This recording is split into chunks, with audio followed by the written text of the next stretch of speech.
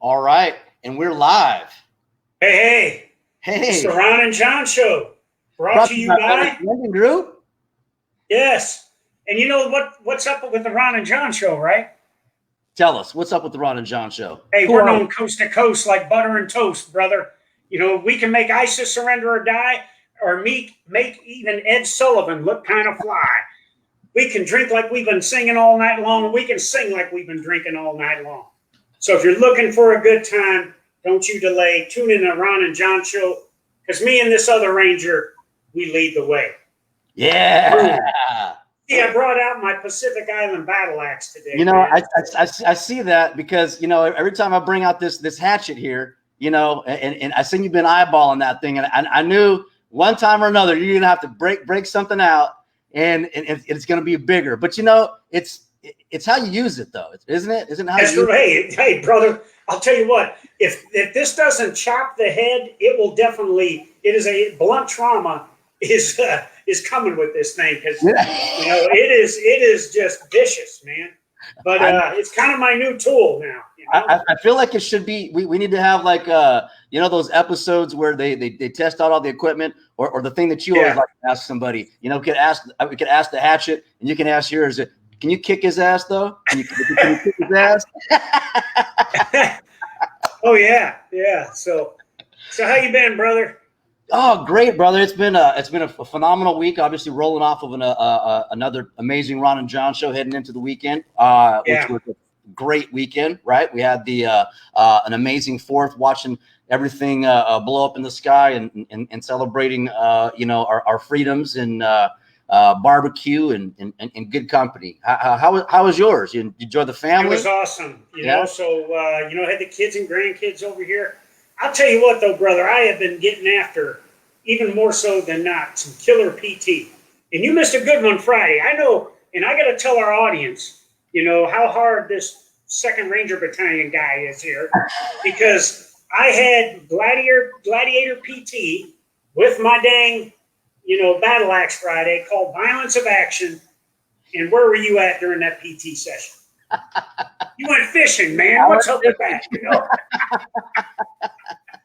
I went fishing, and that's the thing. I went fishing. I didn't go catching. So, but still. Oh, okay. Yeah. No, I had a great week, man, and you know, spending it with the kids and the grandkids, and just getting after a lot of good PT, and continue to get after the things that will allow me to, you know, hey, I think we all want to live forever, right? Right. But we know that's not going to happen, but the more we take care of ourselves, physically, mentally, emotionally, you know, it's you know, we're going to prolong it. It comes down to staying as young as you can for as long as possible. That's really what it is, right? Absolutely, man. And you know, the other thing is, you know, spending time with family is so important, because I think you and I both know that you know, some days, you know, you have good days or bad days, but when you have family with you, or it's somebody, you know, like our children that we can reach out to, and everything, it's so important. And you and I both know how important the military family is to the service member. And if we say the strength of our service, or the strength of our military is our service members, but the strength of our service members is our families, I think we cannot understate how important the families are to our military. And when you talk about all the deployments, all the field problems, all the stuff that comes with being in the military, and how spouses are there at the home front, steadily taking care of business, taking care of the kids and everything. And then if they're a dual military couple, even you know, more so, because now you've got both parents that are serving in uniform, they've got children, and now one may be going somewhere, one may be going the other, they might be going together, and now they have to have that, you know, provider for their kids and everything. So it's tough, man. It is, so, yeah. All I'm just going to say is that they hold it down. You know, I mean, they hold it down. So, you know, one of actually, you know, Bernie Felino, he said it best at his retirement ceremony, I believe, where it was at his retirement ceremony. He said, you know, that she took care of the home front. The family's back there. Well, I get to go play with my friends, right? And that's right. Do hood rat with my hood rat friends, right? but that's the thing, right? And that's what it is. We get to go play Army and go do all the cool stuff and and knowing that when we get back that everything is there, So and that kind of brings us right into this week, right, brother? Oh yeah, absolutely. I'll tell you, man, we never give enough time to our military families, and so that's why I'm so excited on who we have as guests today, and and so let's bring them on out. What do you think? Let's bring them on out. We've got Jen McChrystal, live and direct, and we got Army Warrant Officer, CW2, but military spouse, Jessica Bezanson. Awesome. Welcome, ladies. Welcome to the show. How you doing, ladies? Thanks. We're good. Did you guys bring any weapons? Yeah. Living the best life. You guys bring any toys or anything? I mean, we got you. You know what? We got you. We got y'all covered. Yeah, we got you covered. Physically and virtually. Yeah, mine's packed up. Mine's packed up.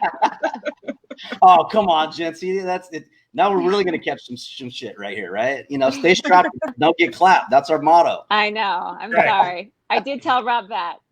Yeah. So, hey, ladies, if you don't mind, Jen, we're going to start with you. If you could take a couple minutes to tell the audience who you are, and then Jess, will turn it over to you. Just a few minutes. I know you ladies don't like to talk about yourselves, but I think it's important our audience to know who you are. So, Jen, over to you. Well, I'm just Jen. My husband just today relinquished command of 2nd Ranger Battalion out here at Fort Lewis. I'm sorry, Joint Base Lewis McChord. Yeah. And then we are in the middle of a PCS over to Pennsylvania. He has been in, oh God, I got to do some math, 18 years. And we've been together pretty much that whole time. So just living my best life. Nice. So I think he's attending the War College, right? Yes. Super. So I hope you got that honeydew list. Yeah. Hope you got that honeydew list ready, because he'll be doing a lot of studying, but he won't be going, overseas for a year to, kill any bad guys. I have our 3-year-old twins, so boom. he can honeydew that. He can honeydew that. Take some turns, right? Take. That's right. Go switch through here and there. Yeah. That's awesome. That is awesome. And so and you are you just relinquished command today, and you're back. I remember earlier we were talking that you're back home and the movers are there. Yep, they're packing up day 2. They'll do day 3 tomorrow, and then the truck takes all of our precious things on Friday. Man, day in the life. I know. All right, Jess, over to you. Okay, so my name is Jessica Bezanson, and I'm married to recently frocked Adam Bezanson to Sergeant Major. For the last 11 months, he's been in El Paso attending the Sergeant Major Academy, and I've been here with our 2 girls. Allison is 4 and Lillian is 1. And we are in the middle of purging all of our stuff to downsize to we have a 2,200 square foot house here, and we're going to Germany where we're going to have 1,100 square feet. Ooh. So today this whole week we've just been in the process of getting rid of things, and we actually went through all of our CIF gear. And then if anybody's been through a CIF turn-in, just times that nightmare by 2, and you have all this extra gear because there's 2 of us. And we it's been kind of a slow burn getting here because of COVID really stopped the whole PCS process, and we didn't know how long Adam was going to be home for leave, but thank God he has 30 days, so he graduated. He was at the academy a week longer than we anticipated. He got home and then was approved 30 days leave. So he'll be here for the packing out of our movers. They'll be here next week. And then he leaves on the 23rd of July to fly out to Germany. And then the girls and I will follow about 10 days later and meet him there. Nice. That's where we're at in our journey right now. I have a quick question on that. So being that you're both active duty, and you got to go turn all your stuff in. Have you guys been like secretly stealing each other's shit? Well, so yes and no. I mean, obviously there's like some things that I'm missing, but we're different sizes. And if we were smarter from the get-go, we would just like sign for like all the same sizes, so it wouldn't be any difference. But like one of the things I was like, man, I really need an extra cook white top or something because I still have those laying around. And he's like, well, if you take mine, then we're just gonna have to pay for it later. And I'm like, yeah, good point. So it all catches up to us in the end anyways. Hey, so I don't have a lot of sympathy for you guys, okay? Because after 38 years on active duty, 14 duffel bags full of stuff to include a mess kit and a pile cap that I had to turn in. And I owed the government nothing, and I was a one-take Jake going through there. Boom. Yeah. You know, so maybe that's a new side hustle where you actually like clean TA50 for they don't do that anymore. We don't do it anymore. Yeah. So, ladies, both of you, it's great that it's great for the show that we have you both in the middle of preparing for a duty station change. So, we have a lot of young military that follow the show and military spouses. What advice would you have in terms of preparing for a PCS move? Jen, what would you say? Burn it. Burn it. Get rid of it. You'll buy it later or accumulate it later. You don't need it. Don't buy before Goodwill closes. And buy used. Buy everything used. All of it. Just wait till you retire, get out before you actually buy nice furniture that you want to keep. This is awesome. I love this because Sandra was telling me a little bit about that, and I'm looking at John. He's just like, looks like he's getting his ass chewed right now because of all the shit he wanted to keep over the years. Well, we were 6,000 pounds overweight for our last move, and that wasn't me and my body weight. Okay, that was 6,000 pounds of household goods overweight. And $1 a pound, that kind of adds up. So yeah. So that's why I'm drinking Miller Lite now instead of Chianti. Well, we did a move like 2 moves ago out of Virginia to North Carolina, and we ran into 2 weeks before we were supposed to do pickup. We still hadn't heard from our moving company, and they had been blackballed because they left their system open and they were accepting too many moves. So we had to move out of a 3-story townhouse before the end of the month because our lease was up and we had to go to North Carolina. And I, thank God, only had 2 kids at the time, but we had to do a full ditty. And I said, never again. Like, wow. Yeah, burn it. I don't want any of this stuff if we have to do this again. And he was like, should we get rid of all these boxes? We could save them. I'm like, no, we're not going to save them. Get rid of them. We will never ditty move again. So this is the consensus then. This is, you're agreeing there as well, Jessica. Like legit, I think my kids have like maybe 4 toys left. And like they don't even play with them. They play with them for 15 minutes. They want to play with you is what they really want. They don't want a toy. They want all your attention, when they're young. So like I just sold this like play kitchen set today, and I finally convinced my 4-year-old. I was like, honey, we're gonna sell it, and then we'll take the money and we'll buy something. We'll buy a kitchen in Germany, and then she got all excited and everything, and she's like, okay, well, let's sell this and let's sell that, and she's just like going through her room trying to like sell everything, and I'm like, okay, we're not gonna sell your sister in the bed like that. That stuff has to stay. But it's getting to that point where it's like, man, we don't have a whole lot, and it's fantastic too because you don't have to clean it up. So it's a win. It's a win. So one of the challenges, and Jen, you kind of mentioned it a little bit, that we've seen across the military, and when I was the SEAC, it was something that came to my attention in the Pentagon, was the capability and professionalism of the movers themselves, understanding that they would move gear and everything, and then they would get day laborers And sometimes, especially if you lived on a military installation, you know, if that day laborer had a felony on their record, they couldn't get on. And then there were sometimes when the movers were supposed to meet one day and then they didn't show up till the day after, or they might have showed up the day before when you still weren't prepared.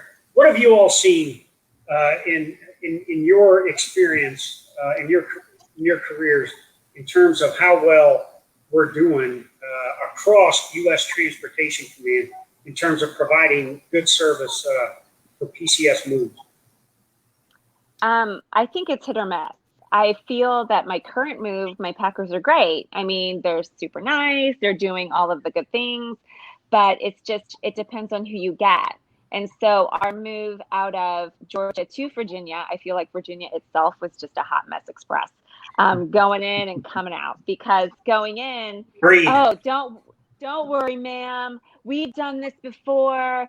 Your stuff and this other family stuff will be separated by a curtain. Don't worry. We got it. You know what they didn't get? The 2 boxes full of clothes for my daughter. Oh my goodness. For toys. That did not make it to Virginia. And, you know, they double booked the people who unloaded. And so, you know, 3-story townhouse, I got people all over the place. Not everything has a number. There's a guy walking around with 5 numbers on him. So, like, it's just who you get. And then, you know, there's a Facebook page, Lost in My PCS. And there's so many people who have lost their junk on, like, through PCSs because of poor moving companies. And I just don't think we hold them accountable. And we don't give military families the proper avenue to get their money back. There was no way for me to get reimbursed for my daughter's clothes because I said the truck was empty, because the truck was empty. But I did not know that 2 full wardrobe boxes did not make it to my house. And so I don't get reimbursed for all of those clothes. And so I have to go buy all of her new clothes, all of her toys.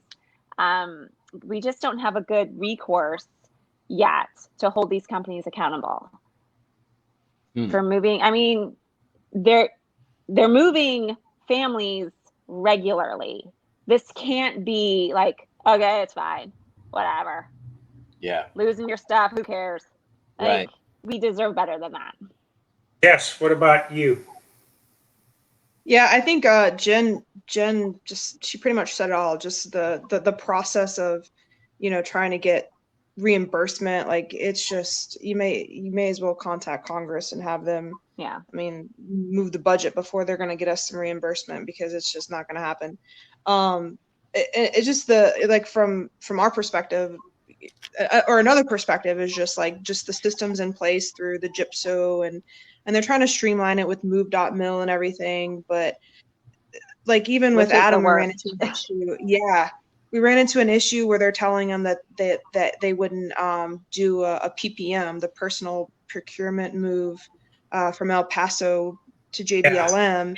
And the counselor that we received was just like, no, it's not black and white in your orders that you get a PPM. But then Adam's like, well, I have a BAH waiver. So common sense, bud. Like, I'm coming from El Paso, coming back to Washington to go to Germany. Like, I was authorized it from Washington to Texas. You know, those kind of like just systems. And then they're like, well, we'll process it, but finance may not, you know, deliver it to you. And just, there's so many different, you know, you have finance, and then you have GIPSO and transportation, and it's just, it's very, I don't know, it's too much of a stovepipe to kind of figure out, like, who do I need to talk to? And then another issue we ran into recently is, like, our unaccompanied baggage and our household good pickup are 2 different companies. Like, what? Like, how does that make sense? That I have to call 2 different companies to figure out who my POC is or point of contact is, if there's any issues. But it's just, it's not a perfect process, but they do this all the time, like Jen was saying. So you would think that there would be better systems in place. Hey, Ron, so I gotta. Go ahead. I'm sorry, Jen. No, I just feel bad because, so Rob is a lieutenant colonel, and after 18 years of doing this, I don't mind, like, raising my voice. But if there's a little spouse of a junior enlisted soldier. Oh, Maybe yes. she doesn't feel like she can raise her voice. And I feel bad for them that they are at the liberty of moving companies who don't care. They come in, they lowball it, and they don't care. Or they don't have the experience, right? They don't Yeah. have all the heartburn that we've experienced and been through. Yeah. And so that is unfortunate too. Yeah. There's no checklist or roster or, hey, here's what you all need to do. Here's the numbers. I mean, is it like they're just checking the box on that and it's just a stack of shit? Is that, I mean, what it is?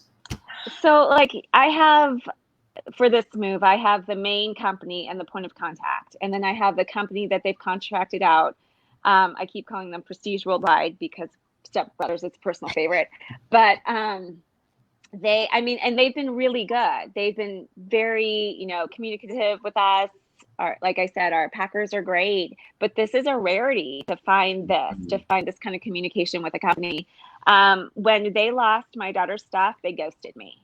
I sent one email, I talked to the lady one time, and then I stopped hearing from them. And I put a not nice review on their Facebook page and they deleted it. But they ghosted me and they're like, sorry, you said there was no boxes left. And so they just get away with that. Like, you can call whoever the number is, but if you've got somebody who's like, we don't care, they're not gonna care. Yeah. Wow. Hey, so Ron, I got a war story for you. So we're talking household good moves. So when I left as the SEAC and I left Northern Virginia, which our experiences moving in there and moving out of Fort Myer were kind of the same as Jen was describing. But to ship our vehicles, because I didn't want to make that trek from Washington, D.C. to JBLM. So we shipped both of our vehicles at our own expense. And I will tell you, the Russians have a control of that whole deal. And so when they went to deliver my one vehicle here, I had to go to a certain location. And I said, no, I want you to drop it off here in Lacey. And they said, no, you got to come up here. I think it was Tumwater or somewhere. And I got in an argument with the guy, and I felt like, all of a sudden I was going to have a horse head in my bed that night if I didn't show up. And then the second vehicle, the guy didn't show up that day to ship it. And, so I had to have a friend ship it for me. And when it finally got out here, when it was all said and done, and I had all my vehicles in my hands, and I finally said to the one guy, I said, look, thank you guys for delivering my vehicles, but this is why you'll never rule the world, okay? And the United States will always have your ass, all right? Because your inefficiency in delivering vehicles is terrible. Man.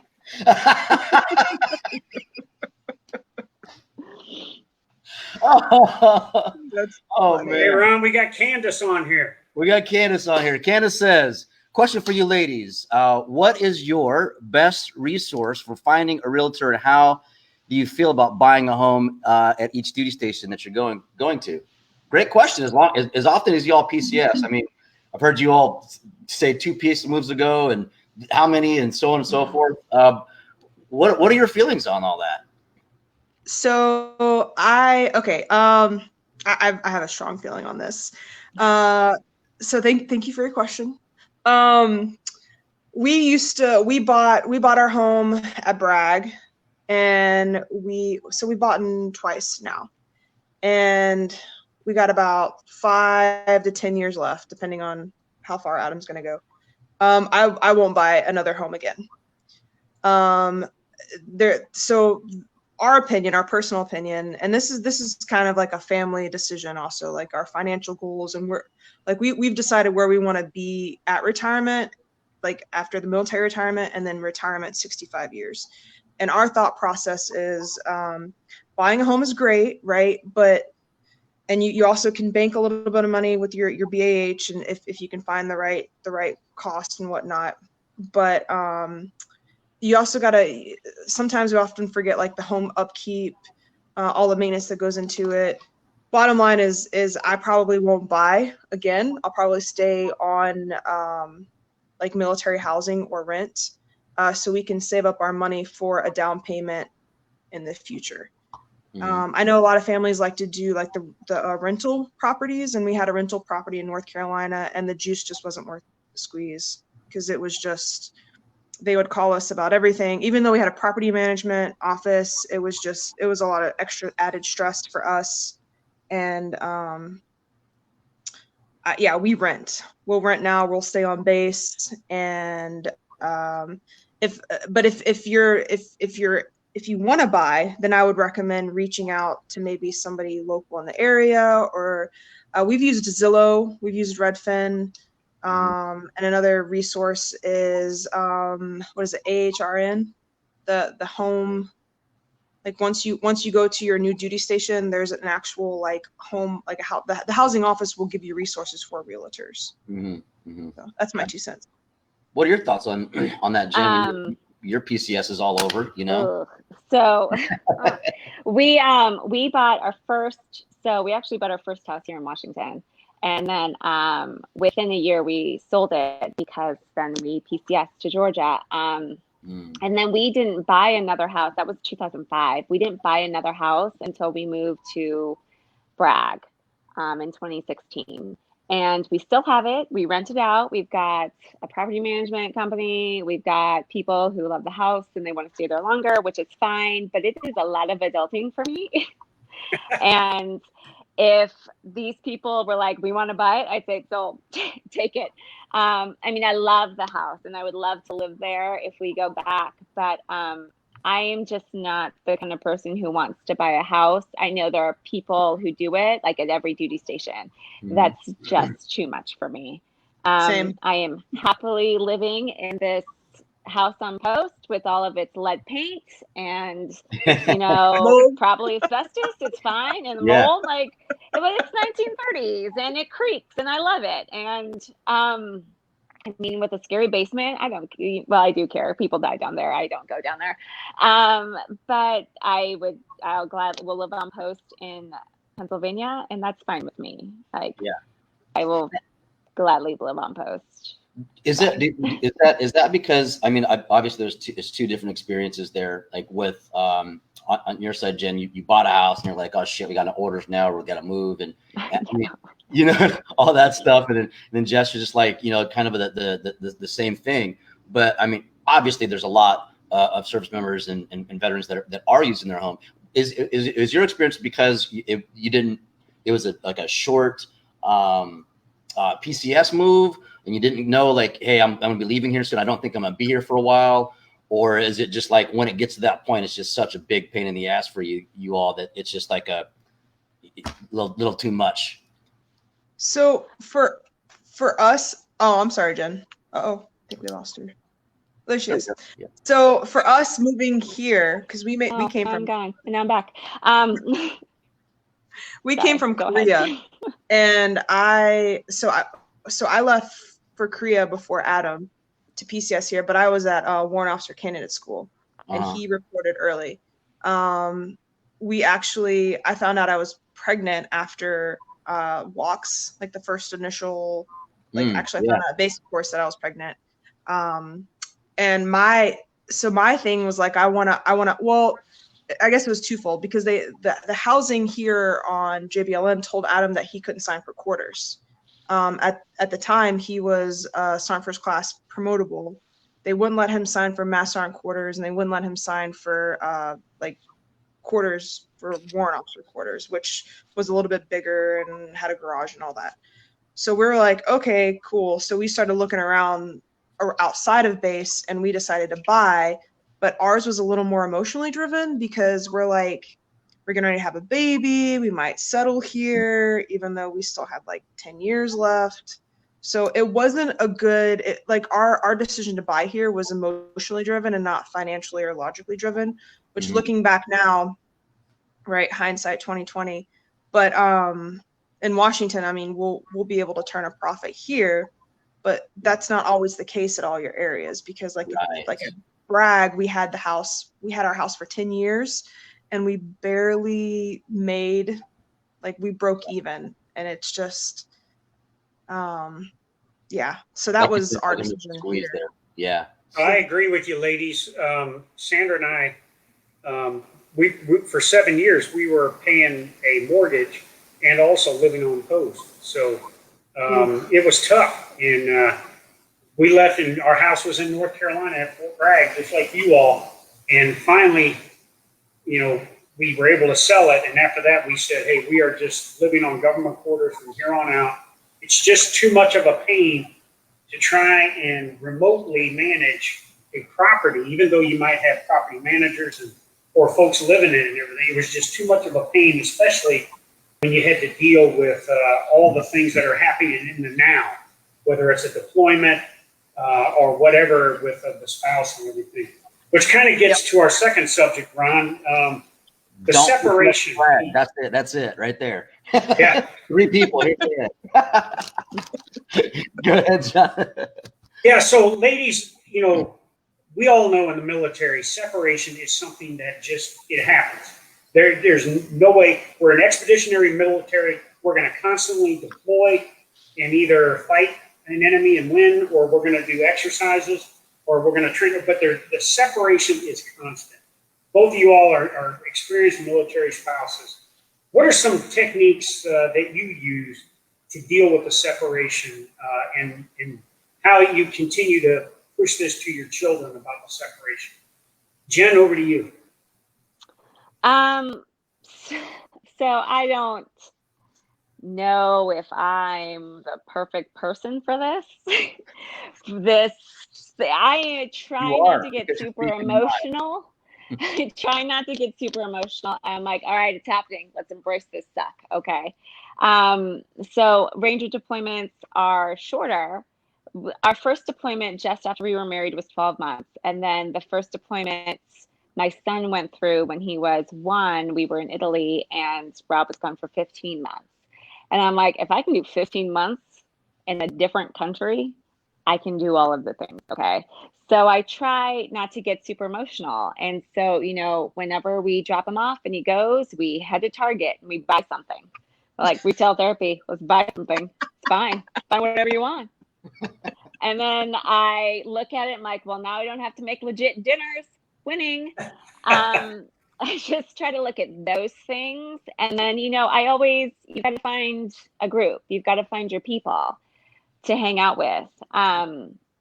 It's okay to be like, I just can't see anyone right now. I just need to be in my feelings. But at some point you have to open up. Like, you have to let people in. You can't spend 3 months, 4 months, whatever in your feelings, because then it's a disaster. I advocate my ladies, you know, meet people. Now, I mean, obviously not now since we're all stuck inside, but, you know, go to your company things, go to the battalion things. You have to meet someone else who can commiserate with you, who can come over and you guys order pizza and you throw your kids in the playroom and you go hide in the kitchen drinking wine and eating pizza. Like, that's how I survive. It's just finding people, because I can, and I mean, I also have 4 kids who keep my mind off of it.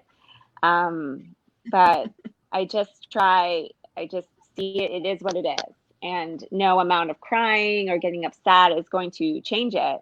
So I just embrace the suck. Yes, I had the honor of assisting you in pinning your husband's sergeant major rank on. And I was intrigued at how he spoke afterward, how Adam spoke. And he talked about, through all of this challenging times you all have had as dual military. I mean, I've been to combat with both of you. I lived in Korea with both of you. And every time I've seen you guys, you've been together, but either on deployment or overseas. But I know the last 11 months had to be challenging. But he mentioned something about, you know, investing in church and investing in that sphere of influence of folks within the church. Can you kind of talk about that and how that kind of helped you all, especially, you know, with the girls and everything over the past year? Yeah, absolutely, John.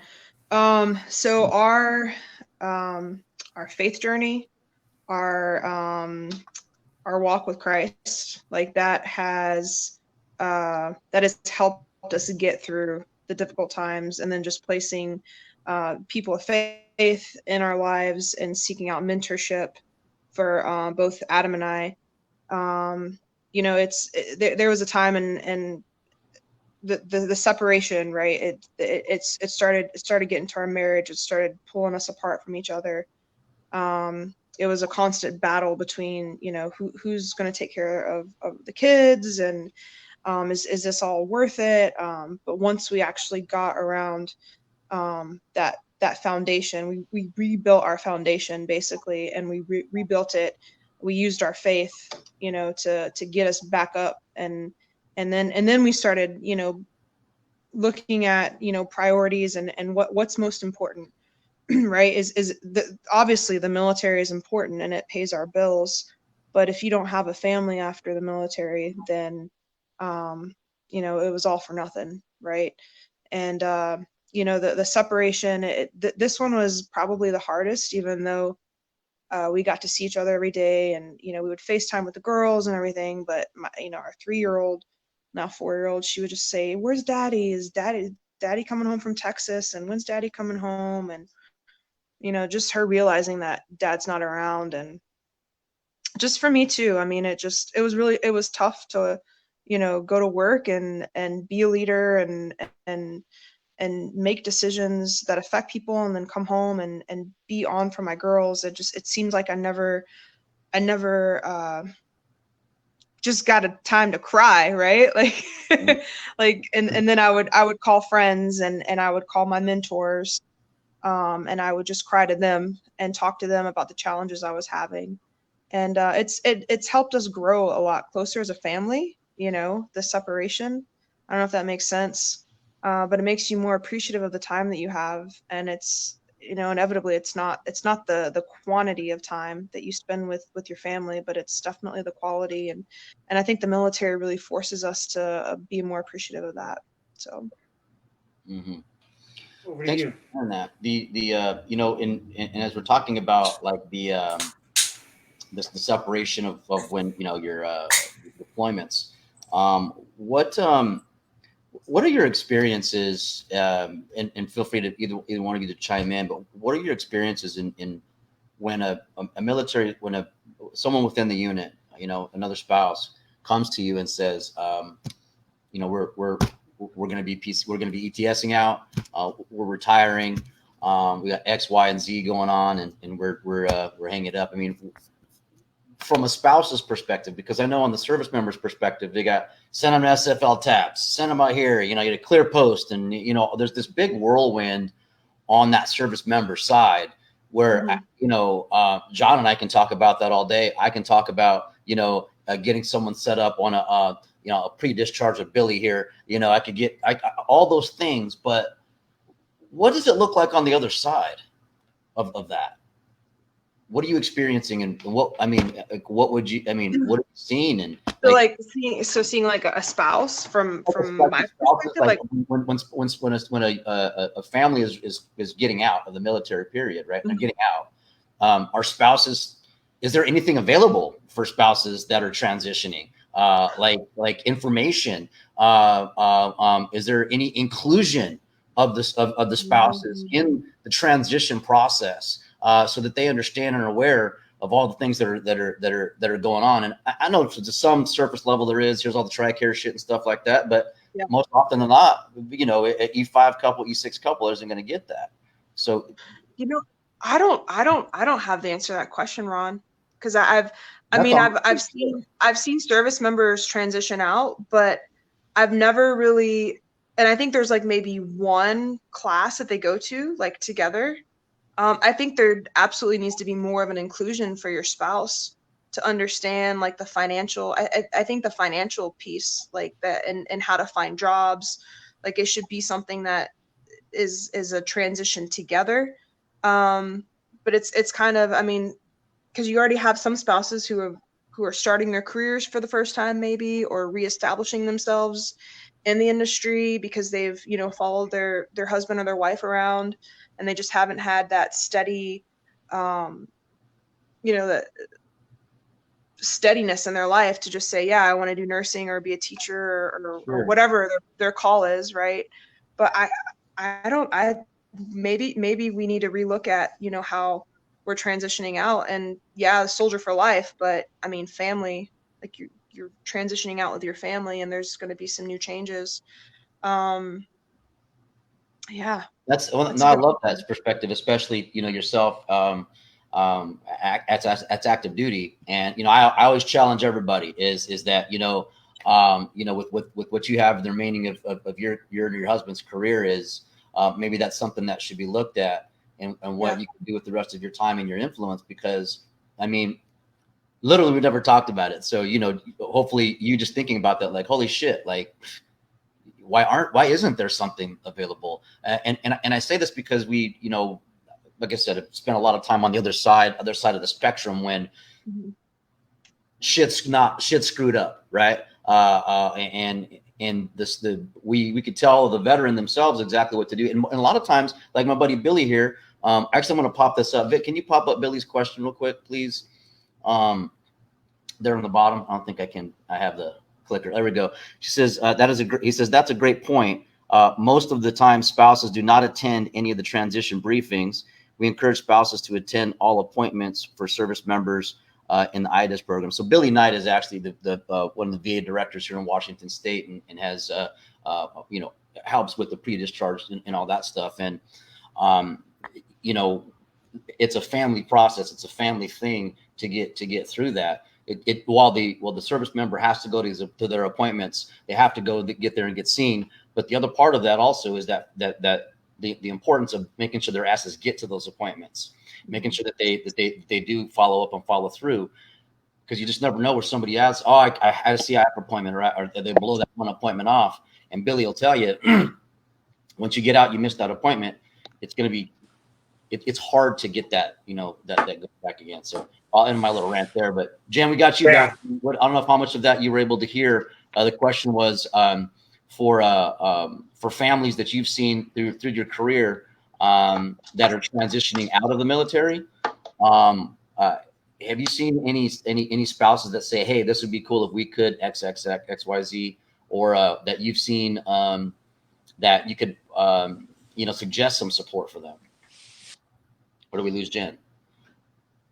There she is. There we go. We got you back. Well, hey, while we're waiting, Ron, so I just echo what Billy said. Every VA appointment I had, I took Sandra with me, because I wanted her to know exactly what I was going through, and especially when it came to things like PTSD and seeing the mental health professionals, and then anything related to the physical or anything like that. I took Sandra with me to every appointment. I just want to amplify what Billy said. It is important for the spouse to be involved. And as Jess said, you know, even for somebody like me, I'm the senior enlisted guy in the Department of Defense, and I'm separating. And the course they sent me to, I was more confused coming out of that than I was going in on what to do to prepare for transition. And Sandra was there with me, and she was just as confused. So I think, and one of the things that I focused on right before I left was streamlining the ability for a transitioning service member and spouse to not only have the opportunity to go through the whole process, but to understand it. So when they walk out the door, they're fully prepared. Because I sat through 3 TRICARE briefs one time, and I was just as confused after brief number 2 and 3 than I was after the first one. As a matter of fact, I was less confused when I didn't know shit about the process. So I just think, you know, exactly right. What Jess said, you know, and what Billy said, the family has to be involved. You know, because when it's all said and done, and I think Jess was alluding to this, when this military life is all said and done, it's just us. That's what Sandra and I's focus used to be. It's just us. And if we haven't done things right, then we're going to have some challenges. And as you just described, if you're not doing those appointments, when you're out, get in line, brother or sister, because there's thousands of other vets that are in the same boat as you now. So my focus is get it done, get the family involved, and make sure they're there for the whole process. Yeah, absolutely. Oh, look who we got here. Look who we got here. 𝗪𝗲𝗃𝗏𝗏 is in the house. 𝗪𝗲𝗃𝗏 is in the house. All right, Ed, we got you, brother. Let's see. Ed has a question for Jessica. Do you think that being married to another service member or former service member can improve the relationship between the couple in any way? The reason I ask is because my relationship failed in part because my ex didn't understand the military.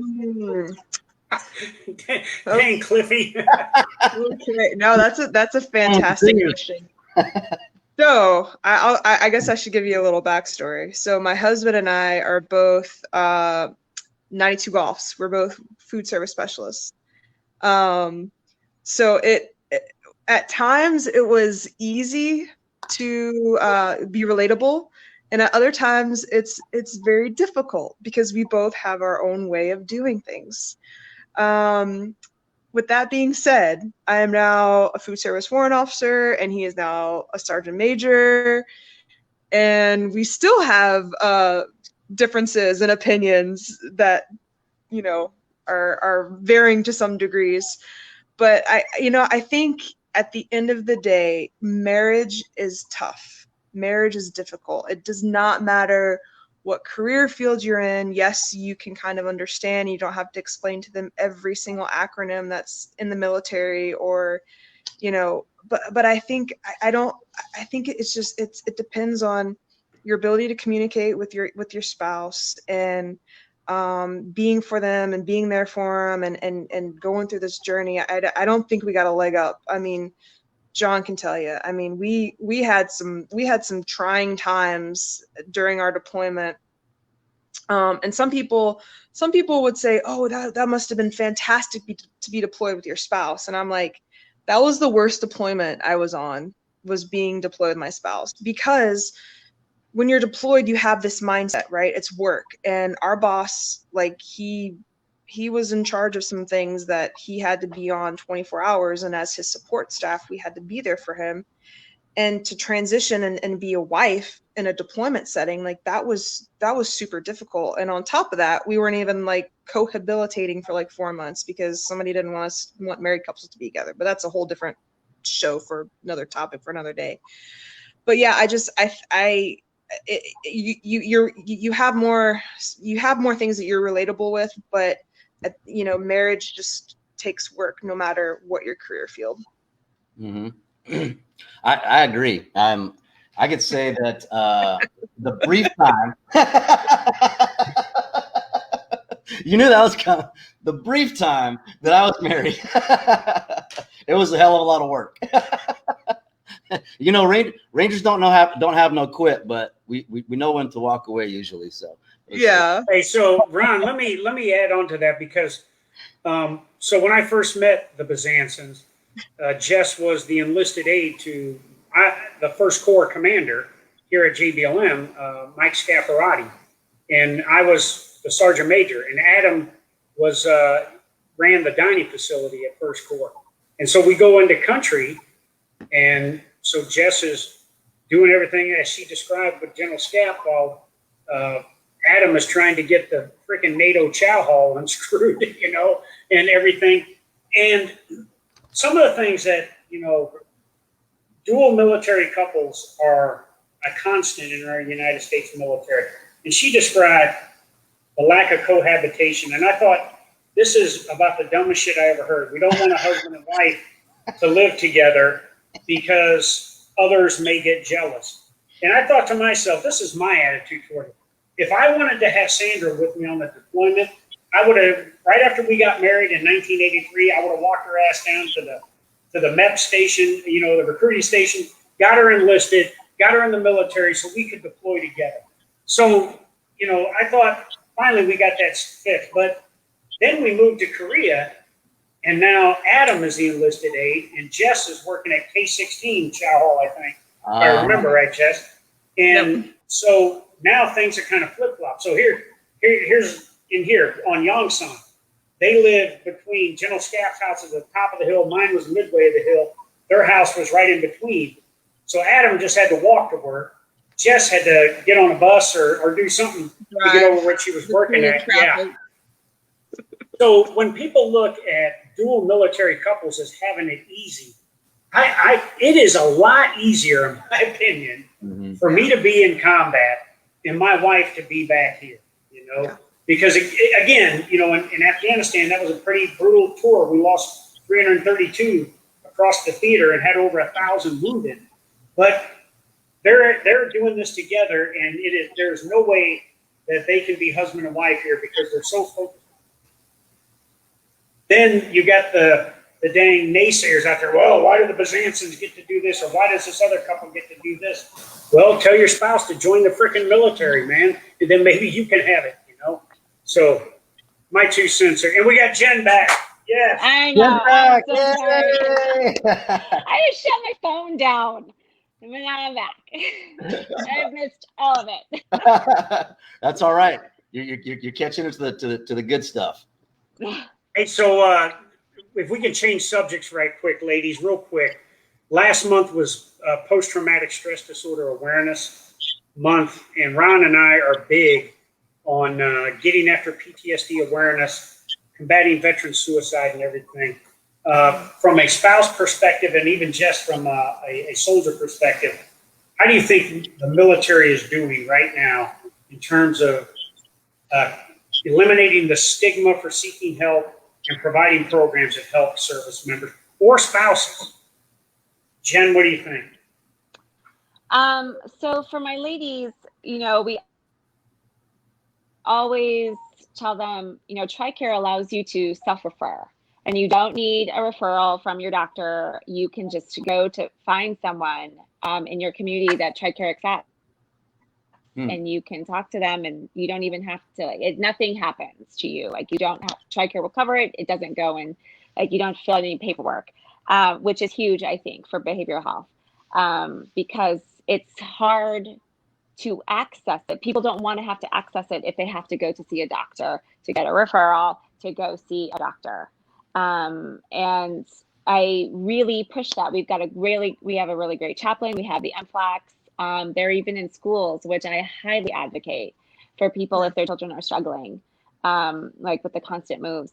And then we have just behavioral health specialists, at least in the special operations field, who know what these guys are going through. And so, like, they will see a spouse, the MFLAC will see a spouse, and then she can voice her concerns for her soldier. And, you know, we try to check up on them. Not we, I mean, obviously not me personally, but like, if I hear something, if I hear a spouse come to me and they're like, well, I'm worried about my husband. I said, well, let's reach out to the chaplain, and I will put a bug in, you know, in Rob's ear, and we'll look out for them. But I'm not sure if it's just the military as an organization who can help prevent the stigma. It's just people, you know, people in leadership, people in chain of command, senior enlisted, those, you know, officers, those people need to know that this is a thing.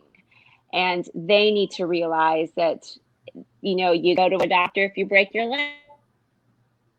leg, just as it should be okay if you go to a doctor if you feel like you are not yourself and you are having trouble. There's no difference, but it's just reaching out to those people in charge so that they can better lead their soldiers, because a soldier's not going to come forward to his, you know, platoon leader or his platoon sergeant if his platoon sergeant's like, don't be a wimp, you know, like, put on your big boy underwear and deal with your shit. So I feel like we're getting better because we're recognizing that it's a thing, but we have to continually push. Like, it's not something we can just like, all right, boom, we checked the box, we did it. But it's something you need to continually push. And I know in at least the special operations field, those people with their consistent deployments, you have to, it's not just the soldier, you need to watch out for their spouses, because this is exhausting stuff. And they know what words to say to pass a test, like pass a psych test. It's not that hard to just be like, oh, keep it together for an hour.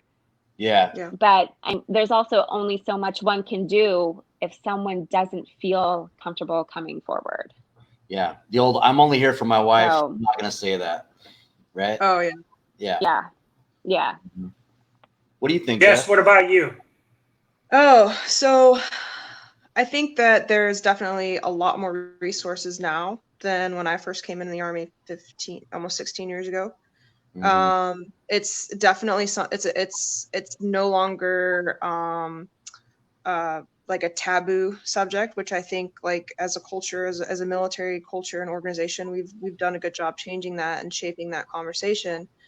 But yeah, I mean, a majority of our service members, I mean, and I don't mean to, target one group, but guys don't like to talk about their feelings, right? So there's you just don't, right?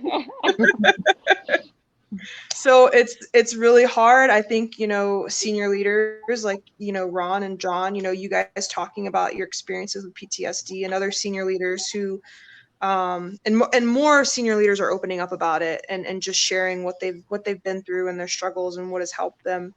I know, like, for Adam, and he's had a little bit of PTSD, and I hope he doesn't mind me sharing with you guys, but one of the biggest things is going outside. And there's a fantastic organization called the Fallen Outdoors, and they take veterans out. They don't care how long you served or who you served with or for. It's this brotherhood and sisterhood of just going outside and being in nature and surrounding yourself with like-minded individuals and talking about these experiences. Maybe you don't. Maybe you're just like casting for hours and you just kind of, figure some stuff out. But, searching for those things that help you cope, right? It may not be sitting down and talking to a behavioral health specialist. It may be, the Fallen Outdoors or hunting or fishing. But, and spouses, we got to support our loved ones, whatever, something healthy, right? Healthy ways to get through these things. And just showing love and compassion to each other and letting each other know, like, hey, we got your back, and we've all been through this, or I know somebody that's been through this, and then just seeking that out.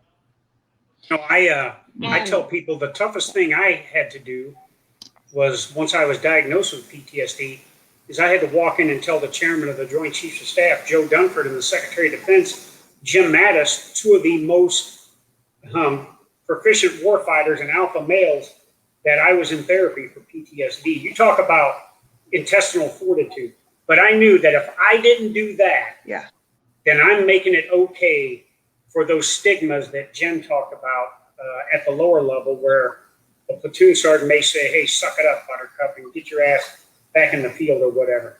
I'm sorry, Jen, go ahead. I didn't mean to cut you off. No, you're fine. So Rob, in the end of his speech, and he has said this before, that, well, his speech today has changed command. If you want to go fast, you go alone. If you want to go far, you go together. And I think that applies here, because if you want, like, if you've got your buddies, you have to look out for them. And no one knows, fellow ranger than a fellow ranger or another soldier. Like, you got to look out for your guys. And if your friend is struggling, you have to support them. You have to, like, maybe you're not going to go tell somebody, but you have to help them overcome this fear that it will, like, affect their career. Because if you are going to help a soldier with PTSD, kicking them out is not helping. There are ways as leaders we can support them, and they can stay doing what they love to do, but also getting the help that they need. Yeah, I'll just wrap that little piece. I remember, like you were saying, Jessica, years ago, it wasn't a thing. It was like talking about it. It wasn't even there. You remember this, John, and just this look back and see where we've come, where we are today. I've spent time in the Ranger Battalion and other units, and seeing where, when you and I went to Fairfield, John, and people were thanking us, senior leadership, thanking us for bringing these topics up, saying something about it. So I get back what you're both are talking about. I think that leadership is starting to get it. hopefully it doesn't take us another 15 years to get there. Hopefully, you know, there's a lot of realization that we could, you know, knock some of these barriers down and get into these families and let them know that they're welcome, right? Let's also know that, hey, come be a part of this transition process. Come be a part of what's going on. And I don't think they know, quite frankly. I mean, just a life program or anything like that. I don't think they could go. You know, we did the stuff at Fairchild, John. There's a component where you could probably include the spouses at some time or another, to at least the invite or something like that. You know, to let them know, like, wow, this is cool stuff. They're putting out, because it might be something that they can bring off to help their kids later. So, well, with that, what about some rapid fire now? You know, it's time it is. All right, so ladies, we're gonna have a little fun with you here right now. And Ron, I'm gonna ask Jess the rapid fire questions. I'm gonna ask you to ask Jen a rapid fire. Definitely. Okay, so Jess, the first trip I ever went on with you as a soldier was a pre-deployment site survey we did to Afghanistan. And you lost your fighting gear. You went into Afghanistan and your kit was, you know, whatever airline we were flying on, lost your gear. Al-Qaeda or ISIS probably ended up with your gear, you know, but the bottom line, that was a pretty intense situation for you. And I got to see Staff Sergeant Bezanson and 10 stuff. The other time I've seen you 10 stuff was, and I'm trying to keep a pace here, but you know, somebody asked us to go to dinner one night in Korea. And Sandra and I and you and Adam, we all took the train down to meet them. And of course, a train in Korea, a lot of beer, a lot of soju and everything. And you get there to have dinner, and all of a sudden, you decide to get up and dance. And a short guy, he wasn't a Korean, he was a Japanese guy, started dancing with him. And Adam took slight offense to that and got up to have a discussion with the guy. So what was the more tense situation?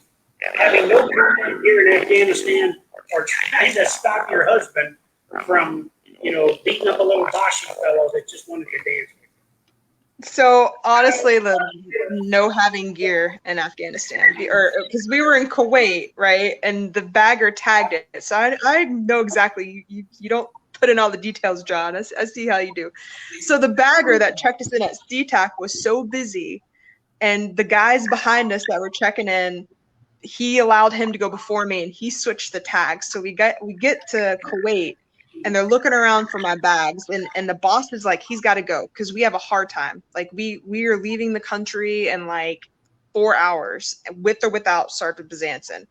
So that was stressful because you guys went to, because we were in 𝗬𝗓𝗎𝗓, right? And you guys went to one side of 𝗬𝗓𝗓𝗎 to catch the plane that was going to take you into Kaya, and I went the opposite direction to try and draw gear, whatever they could give me, whatever was in the warehouse. So it was the worst because I had boots and they weren't broken in, and I just, like, after that trip, I just had blisters all over my feet because we walked and walked and walked all over.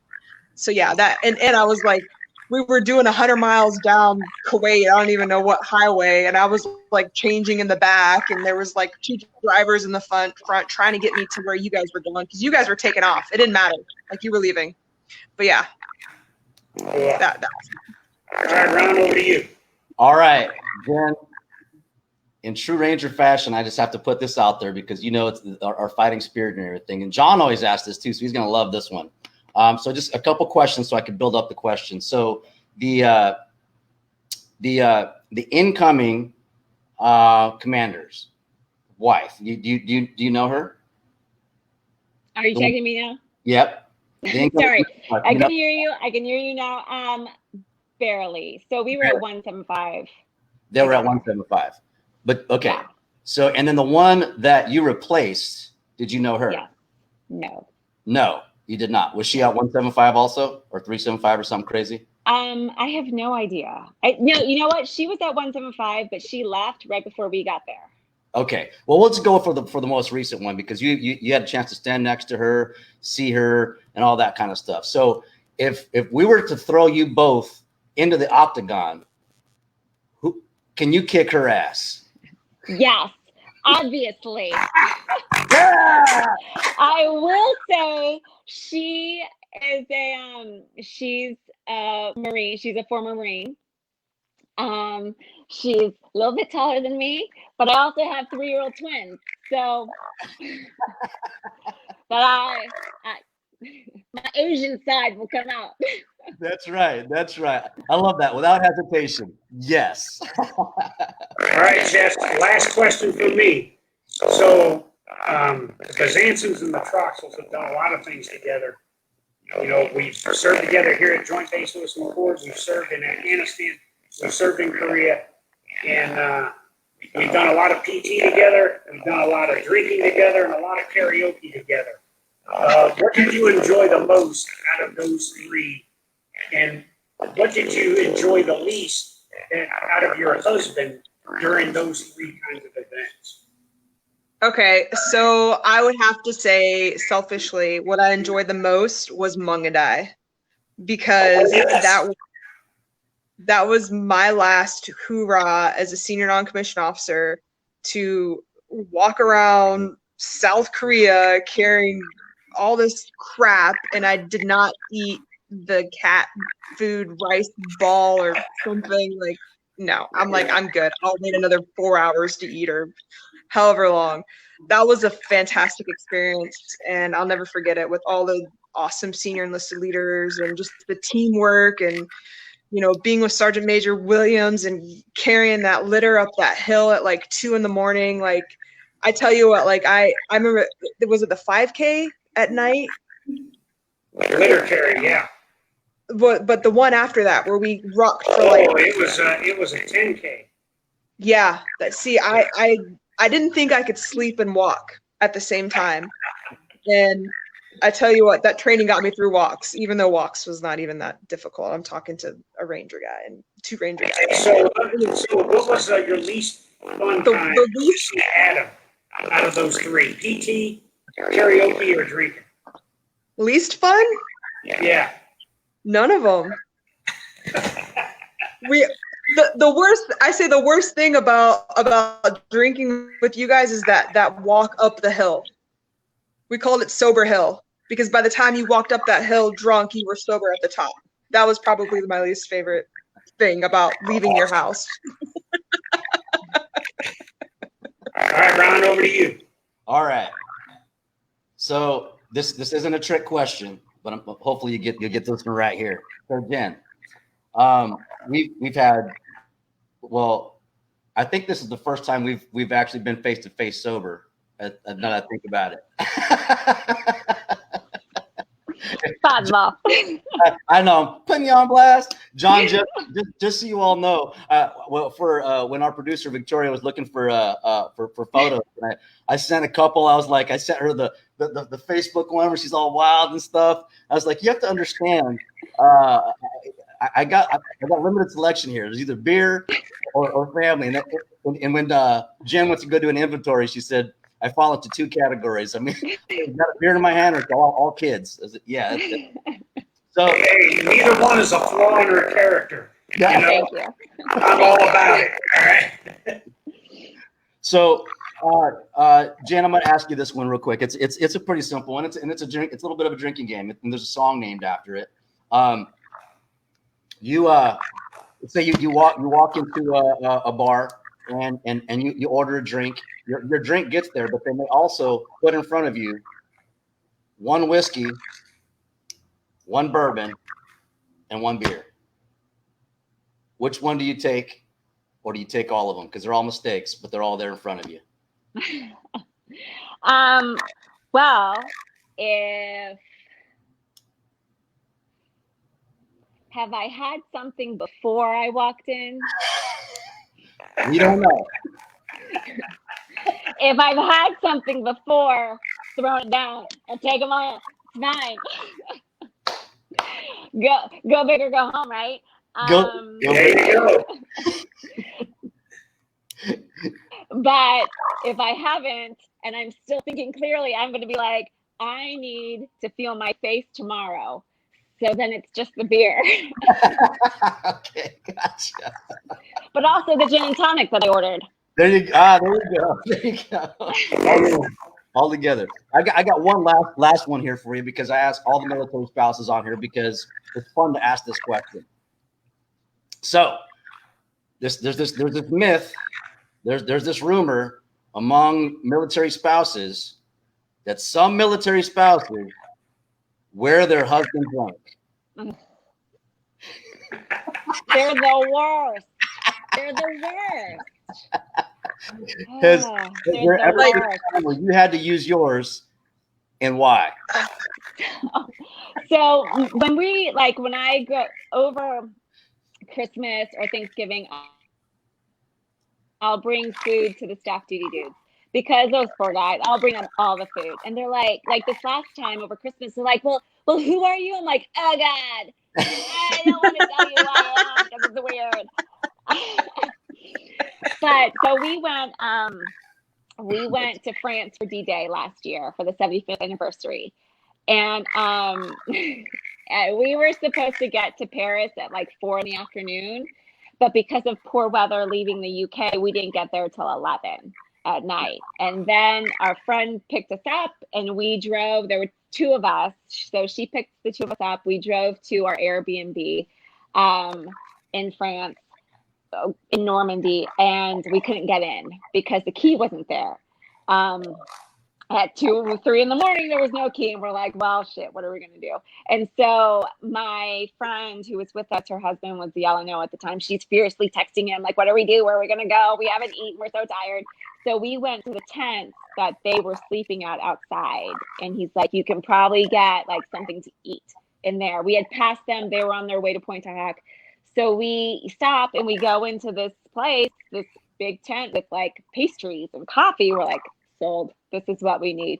And there was supposed to be someone stopping us as we entered the gate, but there was nobody there. So we just drove in, we parked, we went in the tent, like whatever. And this guy comes over and he's like, ma'am, ladies, did someone stop you? You're not supposed to be in here without an escort. Like, how did you get in? Like, we just drove in, man. And he's like, well, I mean, like, who are you? And I said, listen, sister, my husband's the 275 battalion commander. And he's like, here's the Wi-Fi password. I'm like, thank you. I need a copy. Like, I will name drop for a cup of coffee and a pastry, all right? Well, especially when you're in Normandy and your husband is the battalion commander of the current leading strike force of 75 years prior. A little leeway. Yeah, right? I was like, if there is any time to do it, it's right now. Just give me a fucking donut. Just give me a pastry. I haven't slept in 52 hours. Well, hey, ladies, thank you so much for being on the show today. This has been phenomenal, having you 2 ladies on here today. And I wish you both best of luck in your PCS move. And to the Bezansons, don't go too far, because I know we got a little time left with Adam. And we got beer to drink and karaoke to sing. So thank you both, ladies. God bless you both. God bless your wonderful husbands, and good luck in the future. Thank you. Thank you. Hey, everyone. Thank you so much for joining the Ron and John Show, brought to you by Betters Lending Group. And so we're very pleased to bring, I believe this is episode 14 to you. So always remember that if we can help you out with your refinance, if you are PCSing somewhere that's favorable, besides bragging you want to buy a house, then we're here for you. Let us know. We are licensed in all 50 states. We can PCS, ETS, or retire wherever it is that you go. On behalf of the Ron and Joan, I want to just thank every veteran, every service member, every spouse and family member out there. We thank you all for your sacrifice, and we really deeply appreciate you. Those are my words. I guess I would like to just hand it off to the spouses. Jessica, you first, and Jen will finish it off with you. What would be some parting words for our audience? Just thanks for having me on here. It's an honor. John asked me to do it, and I said I'd be honored to. Yeah, just talk to your wives, talk to your husbands. Just keep loving on each other, and you'll get through this crazy thing, called the military. And yeah, thanks for appreciate it. Awesome. Jen, parting words? I have a lot of words. No, thank you, Ron, for having me on. I mean, military spouses, I'm passionate about it, obviously. I will stand fiercely for these ladies. So thank you for always supporting them, and for you personally for supporting 275. I really appreciate it. Absolutely. Awesome. I do have one more question though, John, and I think you'll appreciate this one. It's of Jessica, because I know where your husband's at. I know he's at the Sergeant Major Academy right now, and John Wayne Troxel and I have another buddy that's there as well. I don't know if you know the box, but I'm just curious if you know, since they're still there, if we throw your husband and 𝗕𝗏𝗏𝗀 into a ring, can we kick 𝗕𝗏𝗏𝗀𝗏's ass? Who? Your husband kicked 𝗕𝗏𝗏𝗀𝗏's ass. I mean, they're in school together. If you don't know who he is, you can just put some bets on right now and make that happen before they deploy. My husband, 100%. Are you kidding me? John, of course I'm going to go for my boo. Come on. John, what do you think?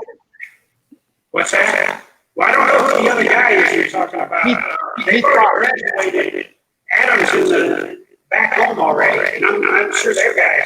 Oh, they're yeah, they've already graduated. Adam's, I would assume Adam's doing dishes right now. Okay, got you. Well, they just graduated. You sounded like you're coming in on sat there, brother. We're gonna get you squared away on there. I'm gonna make sure we get a combo ranger out there to get you squared away. All right, everyone. I know a guy. Thank you so much. Appreciate you. Have a great one. Take care, guys. Thanks.